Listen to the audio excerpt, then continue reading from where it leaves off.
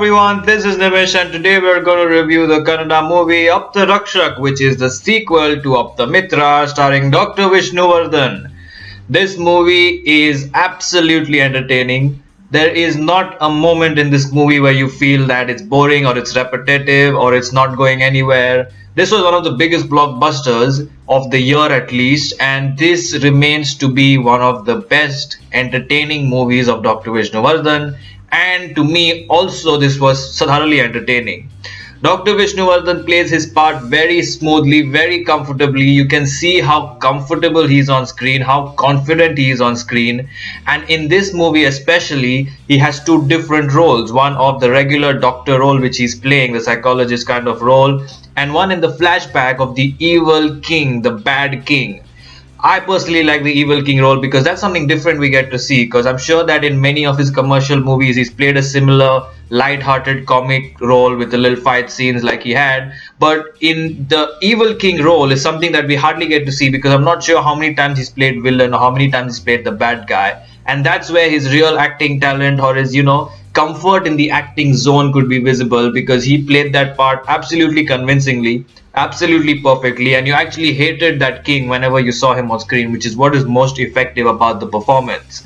Story wise, this is a mysterious story. Of course there are some over the top VFX elements in the movie, but it's a dated movie, it's fine, that's acceptable. It's not meant for the VFX to be absolutely perfect, and it's a fun movie, it's an entertaining movie, and the movie keeps you thoroughly gripped throughout. You want to know what's going to happen next, you want to know what's going on, you want to know the mystery, the story behind it, and I absolutely enjoyed this movie. This was one hell of an entertainer. And I can understand completely why it became a blockbuster, not only because of Dr. Vishnuvardhan's stardom, not only because it's a sequel to one of the biggest hits, but it is actually a very good movie and it's actually very interesting.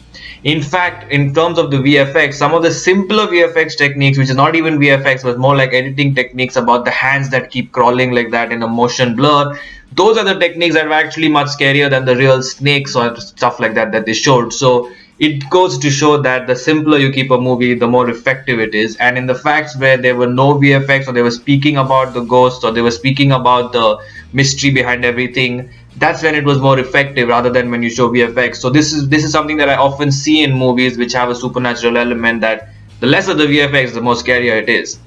Dr. Vishnuvardhan also plays a third role of that random sage in the middle of nowhere on the top of the hill, and he's jumping, he's doing action, he's doing everything. Of course there might be a double for it, but he is absolutely given his complete best to entertain the audience, and very well deservedly this movie was a great hit. I also watched Aptamitra, which was the first part of this, and in that movie the most impressive performance for me was Ramesh Arvind. I think he played very natural part. He was extremely calm, composed, and in fact that particular role in all the other movies, if you compare, Ramesh Arvind played the part the best compared to all the other roles in all the other languages of this movie Aptamitra, which was a remake of Manichitratal, and then there was remade into Tamil, Hindi, everything. So he, in that character, Ramesh Arvind, played that part absolutely brilliantly, and I loved his acting in that movie the most. So over here Dr. Vishnuvardhan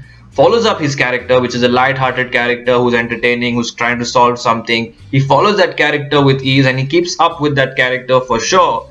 But then what he impresses more is when he plays the king, when he plays the other sage, and that's when you come to know about his variety and dynamic range for people like us who've not seen many of his films. So it was absolutely entertaining, and as I keep saying in my reviews, if a movie is set out to entertain, if a movie's purpose is not to take itself too seriously or not to deliver some kind of national award winning cinema, if it's an entertaining movie of whatever kind, and if it serves that purpose, then it's a great movie, and that's exactly what Aptharakshak has to do. And so I'm going with 3.5 stars for Aptharakshak. I hope you like this review. Like, comment, share, subscribe, and keep watching.